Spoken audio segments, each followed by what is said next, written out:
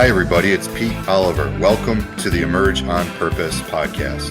This podcast is for sales reps and managers who want to become better leaders. Each show, we'll talk about a different leadership principle that will help sales reps and managers emerge on purpose.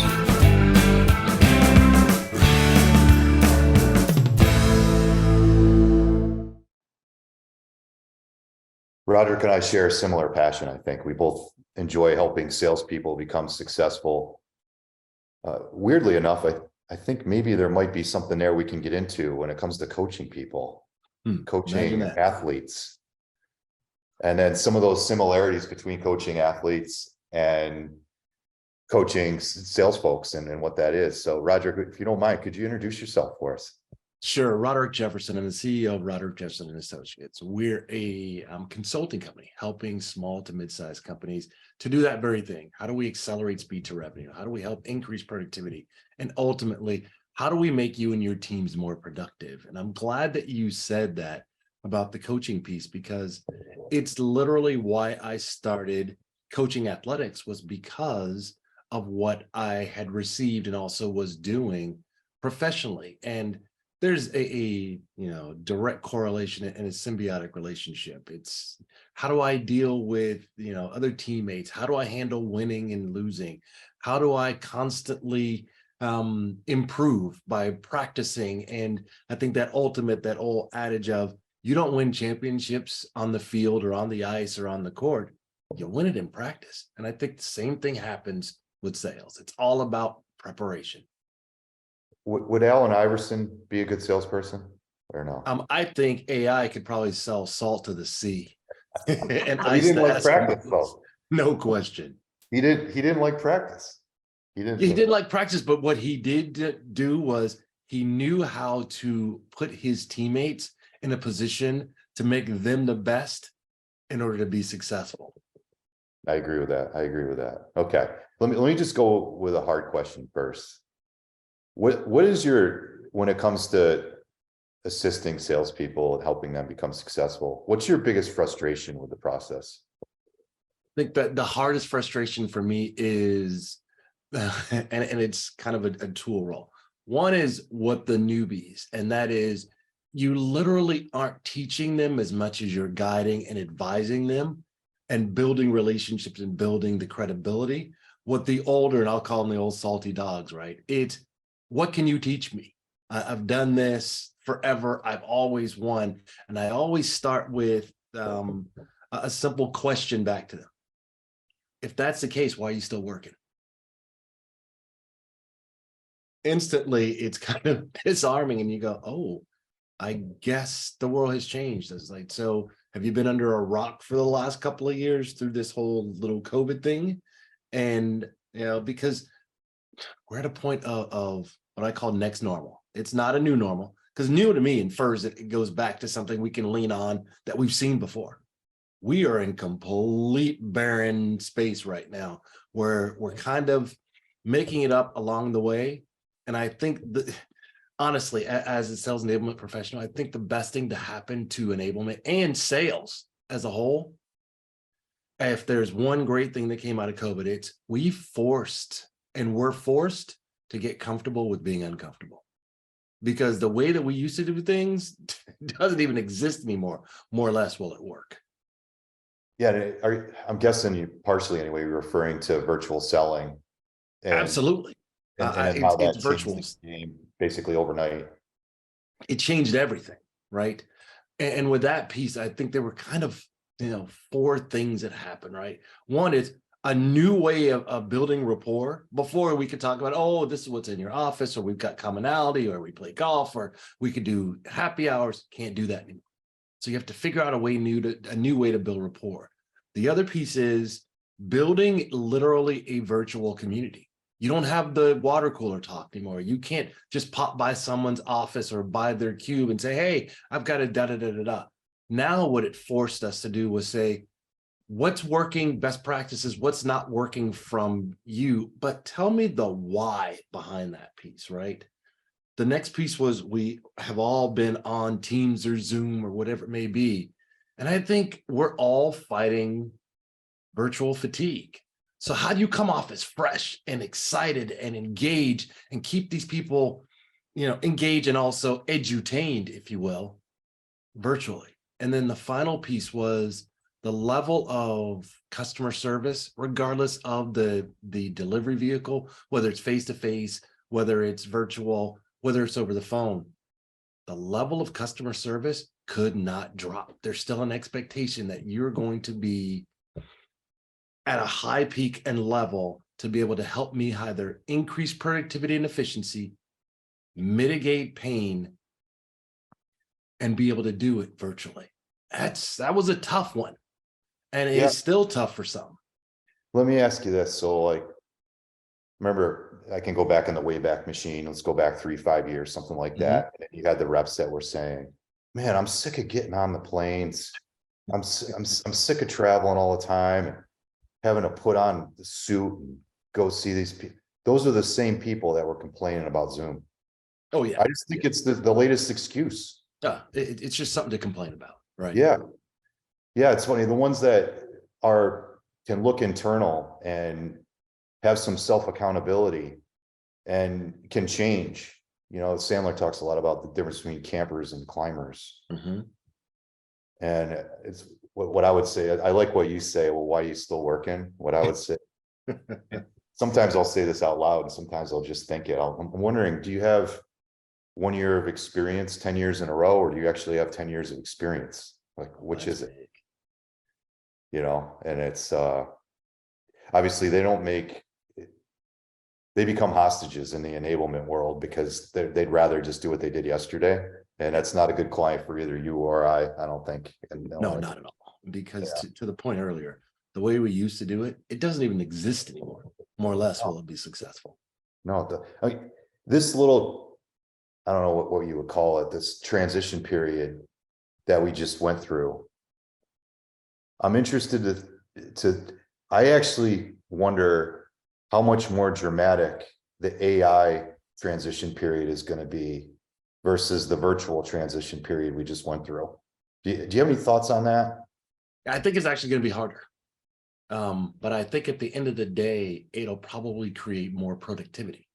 And what I mean by that is, it's going to separate a huge gap between those that are here to sell and those that are here to help. The sellers, I don't think it's going to be as productive because they're still going to go back to try and sell the way that they sold before. Where now with AI, I don't need the help as much as, the sell as much as I need the help, kind of the guidance. Help me understand the why behind things as opposed to what you're selling. How's it going to help me to mitigate risk? How's it going to help me to maintain my existing customers? How's it going to help me to be more productive and more efficient? And by the way, how do I do more, the old proverbial do with less? I don't think it's about doing more with less. It's literally about doing things differently. Because now with AI, I'll be able to create scalable, repeatable, whether it be processes, whether it be approaches, whether it be messaging and positioning, whether it be outbound messaging. But I think what it's still going to require is a level of context because AI is going to give you more content, no question. But where's the life experience? Where's the stories coming from? Right? Where are the testimonials where are the wins and the losses both? So I think what AI will do is speed things up. But for those that are afraid and you're in sales that AI is going to take your job away, if you are truly somebody that embraces this and understands how to use it, no different than Word, PowerPoint, or Excel, it's always going to need you because you bring that context. That's a great point. Content versus, the old school sales reps, it was all about what they knew, not what they could find out. And in order to get to a place where you're helping somebody, you obviously need to understand what they need. And that would provide you with that context. And I think that's I'm curious, you mentioned sellers versus helpers. Can you give us some characteristics of reps that you think are good helpers? Yeah, these are people that first of all, are prepared on the front end and go and do the level of prep. And I think that's where AI can really help people, right? Around deeply understanding their ICP or ideal client profile, understanding what's going on from a trend perspective in their given vertical, understanding what your company can bring that will only be able to get by working with your company. But I think the most important piece has nothing to do with technology at all. It's a question that is seldom answered. And I think that literally will either make or break the close of a sale. And the question is, so Mr. and Mrs. Prospect, what can I do to help you personally through this relationship and moving forward together? Is this going to help them get a larger seat at the table, a bigger voice, get them out of the doghouse, or show the true value for them? And if you don't ask that question and you're only asking about what's happening with the company goals and deliverables and, you know, what's happening this year, then you're only talking about half the equation. Look, we all talk about, oh, I want to find or create a champion. What's the best way to do it? Find out what's important to them and going to make them bigger, faster, and stronger. That's a helper. I mean, that's a great point. And Sandler, we love the pain concept at Sandler. You know, so much so there's actually 3 levels of it, and that 3rd level is the personal impact. Absolutely. Right. Because even in an enterprise sale, it's people selling to people or people helping people, depending on your perspective on it. And it's pretty hard to help somebody if you don't know why they care to begin with. And if you do a good job of understanding both sides of that equation, the business impact and the personal impact, it automatically means you have trust.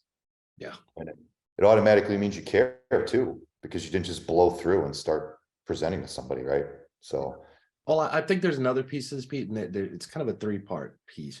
I think what's going to continue making the helpers more successful than the sellers. And that is knowing that people in general, companies, only buy for 3 reasons, right? It's either to increase productivity and efficiency. Second is to decrease pain. And the third is because you were able to articulate business value to them of how you can help with those first 2. Look, we're very key differentiation, competitive advantage, business value. We're very good as sellers on that first 2. It's the 3rd one of business value of how you're going to help them increase productivity and efficiency or decrease pain, or at least mitigate that pain. There's the differentiation between a seller and a helper right there. Yeah, you know, at the risk of Lindsay needing to bleep something out here, I had a VP of sales once a bunch of years ago, and he was legendary in our company, and hadn't met him yet. We were in a new hire training. This is going back like, I don't know, 20 years or so ago, but everybody knew who he was. And he comes in and he goes, and this was basically, he walked in the room and he said, "Your prospects are only happy because they don't know they should be pissed." And then he walked out of the room. That was it. That was it. That's all he dropped the bomb and I was left. like, wait a second here. Let me think about this for a minute. And I think what he was saying in his, South Boston Irish accent was, you got to figure out what value means to that person, even if they don't know it for themselves yet. Right.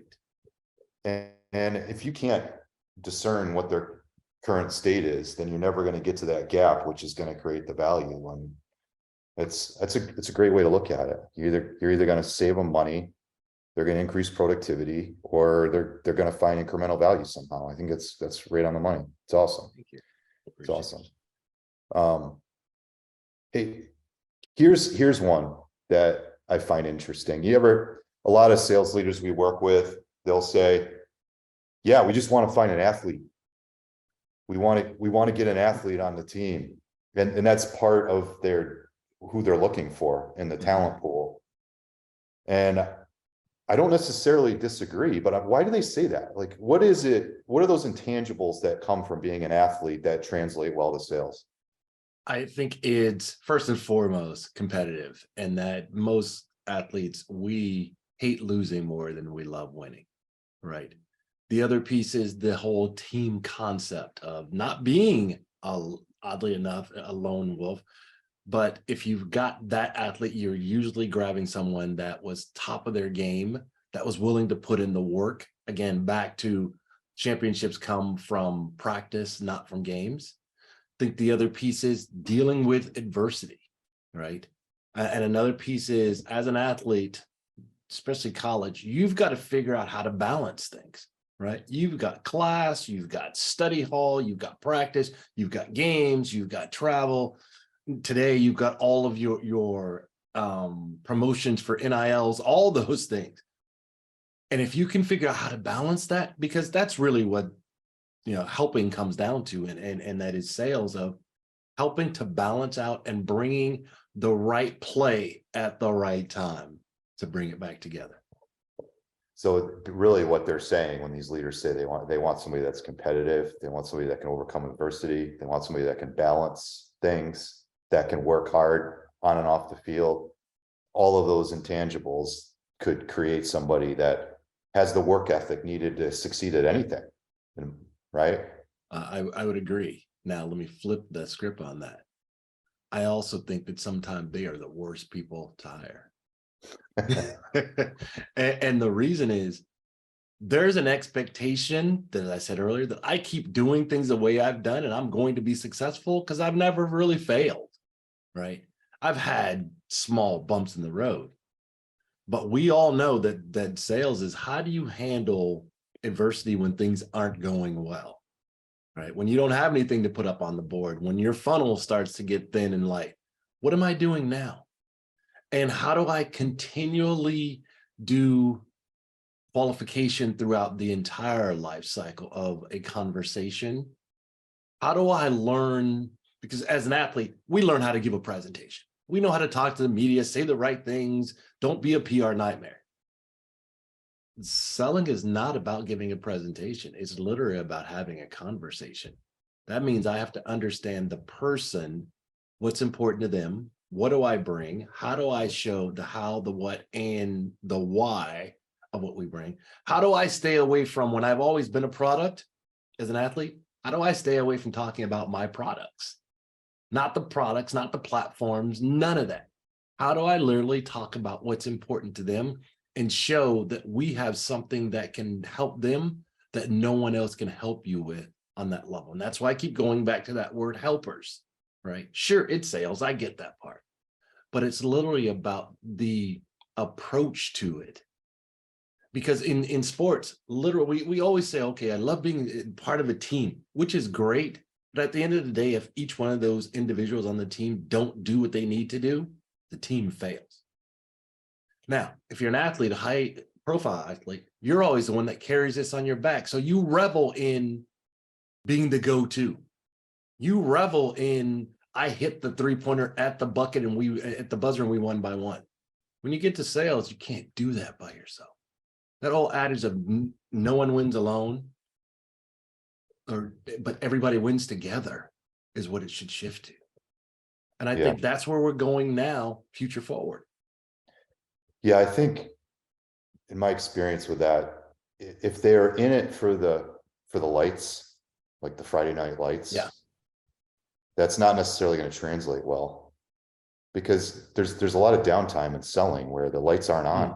And it's what you're doing when the lights aren't on that makes you successful. And I think if you can figure out like what their motivation is and what personal satisfaction they got out of the roles that they were playing on their team, you can try to discern whether or not the same value system is going to translate to selling. Like, I always loved the athletes that wanted to transition into a coach. And not like Ted Williams did, by the way, not the one that thinks that everybody should do it exactly the way he did it. And then nobody can, so he gets frustrated. And every season he managed was worse than the season prior. Not that kind of person that wanted to translate into a manager.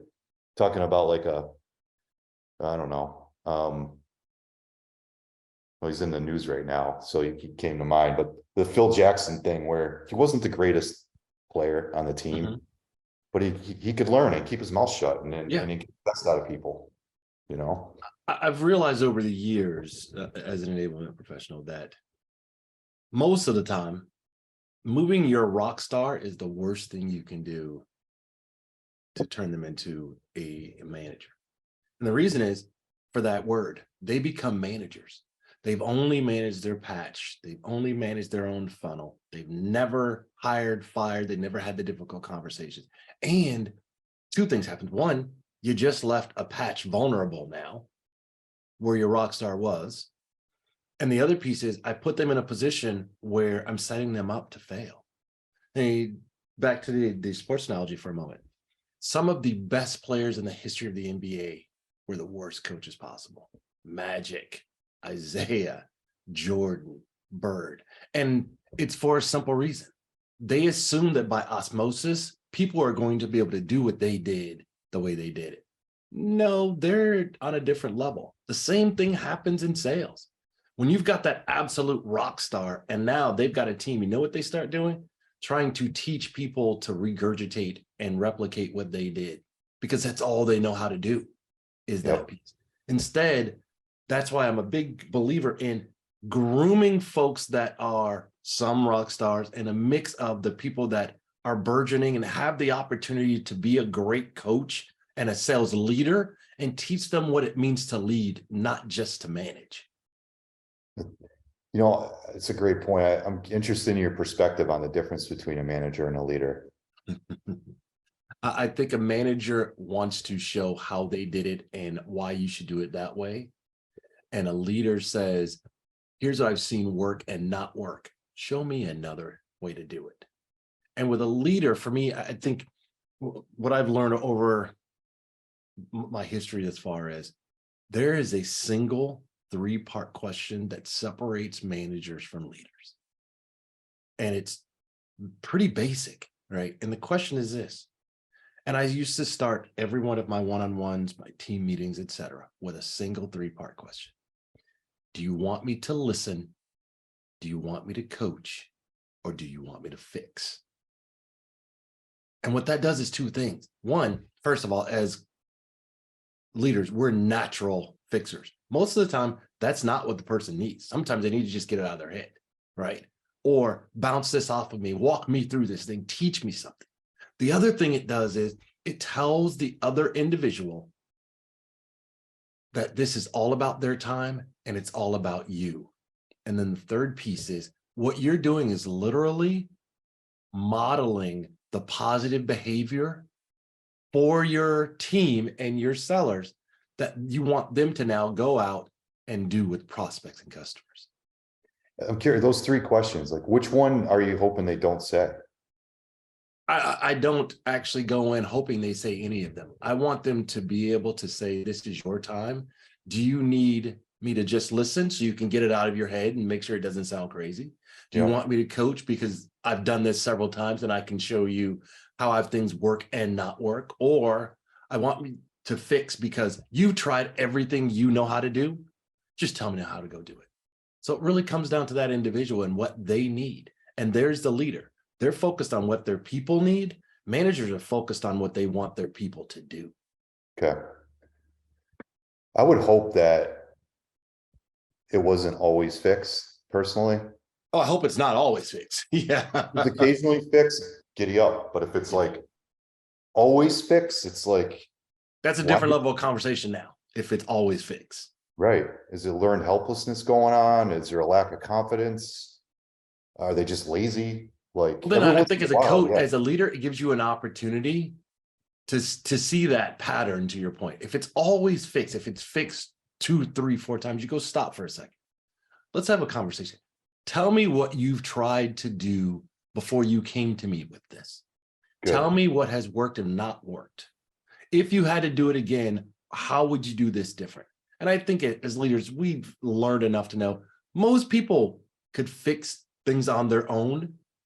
If you have a conversation and you literally walk them through it, invariably, they're going to come up to the end. Now, you may show, share some best practices, tips and tricks, things like that.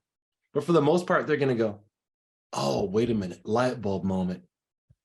I did this, this, and this, and it didn't work. Let me try this, right? And it also says, great, let's look at this from a A-B perspective. What you did was your A. Let's change this and go try B now, and then come back and let's have this conversation again.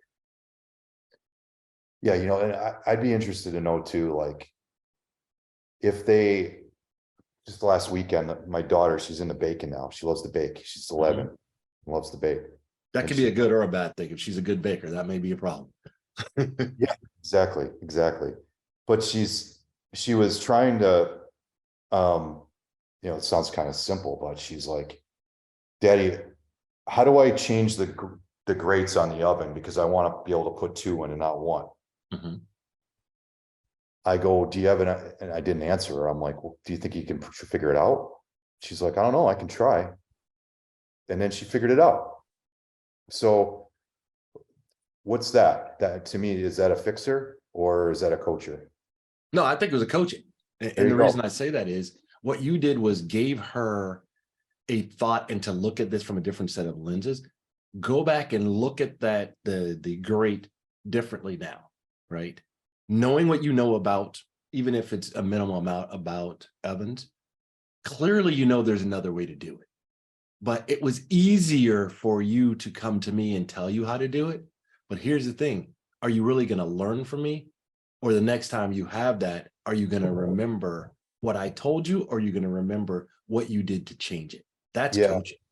I'll tell you, if you just went around answering every rep's question that came up to you every 5 seconds, like you wouldn't know whether they're asking the question out of ignorance or validation. Then you make yourself the super closer. Yeah. Right? And they don't have to do any work and they're not learning anything. No. And as a leader, our job is to what? Make sure that we can guide and coach them and prepare them for situations, sometimes before they get into that situation. Other times it's after they've done it. My mom used to say, the best leaders learn how to and how not to. Either way, they learn. Yeah, and it's not like there can't be some guardrails there, like same kid, same baking issue. My parents were here and they're like, well, we need to run to the store.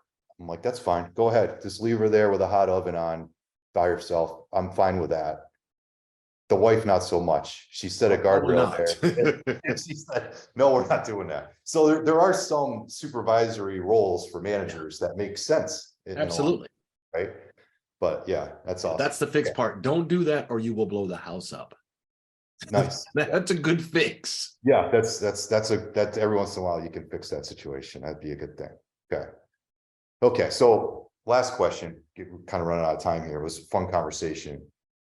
Lindsay, I'll leave it to you. You want to ask a question? Well, you guys are in such a flow here. I kind of wanted to ask you both the same question just to hear different answers. We've been talking about sales people and the specific qualities and attributes that in today's selling world that are important. So it's kind of a two-part question. If you had to pick 2 traits or skills for salespeople that are critical to today, if you were telling our audience, to find top talent, look for these 2 skills, and then the same question for leaders. So 2 skills for leaders, 2 skills for sales. What would be the most important, and focusing on honing and strengthening those? So we'll start, Roderick. You can pick either one, sales or leaders first, and then we'll go to you, Pete. Then you can go first for the second one. I'm gonna make it real easy. I'm gonna give you the same answer for both leaders and sellers. Okay. Preparation and constant curiosity. Expand on that a little. What I mean is someone that is constantly asking more questions than they're giving answers to, but be prepared to give those answers. Because if you do enough prep, you're going to know the right questions to ask. And then when you get into that conversational piece, if you're asking those questions, you're now having a conversation. You're not giving them a presentation, which means it's not scripted. It may go left, it may go right. But if you've done your homework up front, you're prepared. Beautiful. That reminds me, Pete, when we were on a podcast recently, asking yourself, am I asking questions before presenting solutions? And it can go, to your point, Roderick, both when you're wearing your sales hat and talking to a prospect, or you're wearing your leadership or sales management hat and talking to a rep.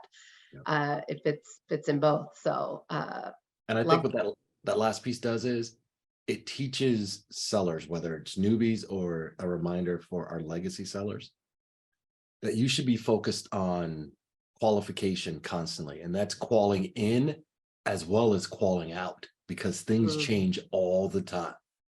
So you don't want to waste their time or yours. No doubt about it.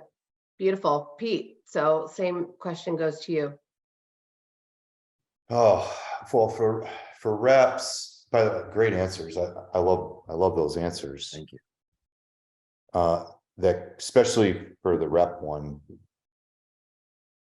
we talk all the time about 70-30 rule, always be qualifying, not always be closing. You know, it's always be qualifying. Absolutely. Which means you got to be okay with no before you can get okay with yes. Like all of that is huge. So having that listening gene, which results in curiosity, is awesome. I agree with that one. The other one I would do for it's massive action. It's behavior. Learn from your mistakes. Keep climbing. The preparation is important, but not to the point where it's get ready to get ready. It's do the behavior, learn from it, do it again, learn from it. So those two things for reps, I think, are huge. On the leadership side, I think Roderick gave us a masterclass in that already. Like you can't tell people what to do all the time, right? So the curiosity thing remains true for managers too, because if you aren't curious or you're impatient, then you're just going to be super rep all the time, which isn't a good thing. And I think with leaders as well, it's making sure you know situationally when you need to manage versus when you need to coach. And both are extremely important. Like you really can't coach a forecast. You got to manage a forecast. You can coach effectiveness of the output of what they get, but you can't coach a forecast. You have to manage a forecast. I mean, there's a place for that, but knowing how to succeed in both of those two worlds is pretty important for especially sales leaders. Yeah, not easy to wear both a supervisory and a coach hat within a 30-minute touch base to try to hit the forecasting conversation, and then also the coaching or leveling up skill enhancement or anything like that within a quick fire meeting. I certainly agree. Well, yeah, this has been a fast 30 minutes. I guess, Roderick, for you, where can listeners find you online and learn a little bit more about you? And with that, we'll just bring it to a close. Sure. For anyone that wants to connect, you can find me on LinkedIn at Roderick Jefferson, on both Facebook and Twitter at The Voice of Rod, on Instagram at Roderick_J_Associates, or you can find me on my company webpage at roderickjefferson.com. You can find my Amazon bestseller on Amazon or anywhere where you buy paperback, audiobooks, ebooks, etc. Beautiful. And actually, I have one last thing I want to have you mention, if you don't mind. I just feel like it's a good closing here. Roderick, when we first spoke, you talked, just on a personal note, you talked about your 4 Fs. So if you don't mind just sharing that with us in like a minute, and why that kind of gives you the motivation and drive to do what you do, that would be cool. And we'll tie it all. Thanks for that. In a snapshot, I had a massive stroke about 18 months ago. And as you can imagine, with something that near death, it changes your perspective on everything. And for me, my foundation now is literally my 4 Fs. It's faith, family, friends, and fun. And if it does not fit into one of those categories, it generally doesn't even touch my radar anymore. Beautiful. I love that. And I thank you for, allowing us to fill one of those buckets. I'm not sure, maybe we're in the fun bucket. This has been a fun 30 minutes. We appreciate your expertise. It flew by. I took down so many different nuggets that you shared with us. So thank you again for your time. And for listeners, we will make sure we've got all the links to Jefferson and his goodies available to you. And with that, good selling and keep climbing. Thanks so much. Appreciate it. Thanks, gentlemen. Thanks, Pete. Bye, Roger.